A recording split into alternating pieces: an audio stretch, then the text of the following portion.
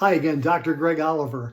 We're talking about different trends in weight loss. Another one is ketogenic diets. Now, they've been around for a long time, and I want to make sure that people aren't confused. Ketogenesis is just the process of breaking fat down into ketone bodies, which we can use for fuel. Basically, our body either prefers glucose or ketones to burn for fuel. So when we break down fat, we are producing ketones.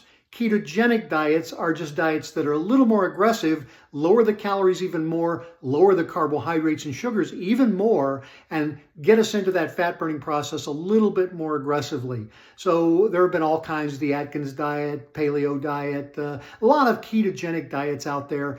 And what I tell people is this: the problem is if you lower your carbohydrates too low, the food's not very attractive or appealing.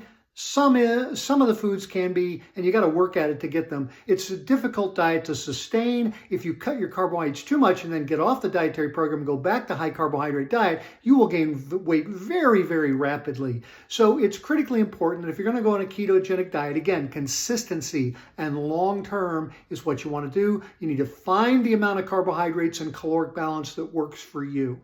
Hope this helps. See you soon.